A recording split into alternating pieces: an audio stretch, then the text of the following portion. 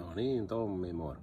Nyt on saatu vähän väriä pintaan, eli kun oli puhe tästä mopon maalaamisesta, niin tässä on nyt sellainen, että me saatiin tehtyä tähän tällainen gunmetal.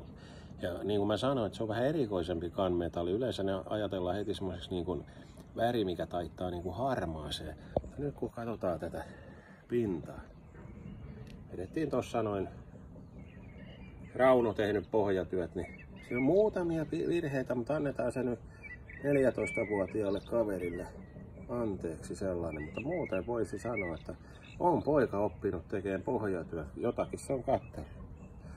On tuolta ottanut tollasen jonkun jutun pois tosta, että siihen tulee niinku tohon, katsokaa nyt tota meinaa, on hienon näköinen. Mut hei, tässä on, tää taittaa aavistuksen ruskeeseen tää väri. Eli tää ei oo sellainen niinku, tiiäksä, tää ei ole semmoinen perinteinen gunmetal, vaan nimenomaan mä sanoin, tää on vähän erikoisemmin. Rauno valitti tällaisen värin ja mun mielestä on todella onnistunut väri. Me jatketaan tästä touhuamista tässä. Tässä on kiva homma, kun ukkosen ilmaa pukkaa päälle koko ja vettä sataa. Mutta nää on niin kuin nopeasti kuivaa. Todella hyvä ykkösväristä niin kuin maalit Ylöjärveltä. Suosittelen ykkösvärin paikkaa. Sieltä saa myös kaikkea muutakin mukavaa.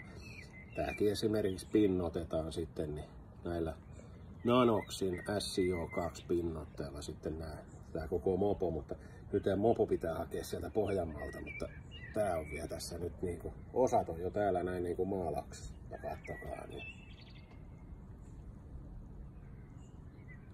On upeat.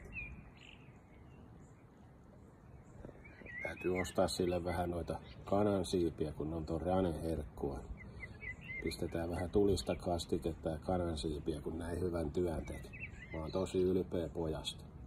Hieno. Moro.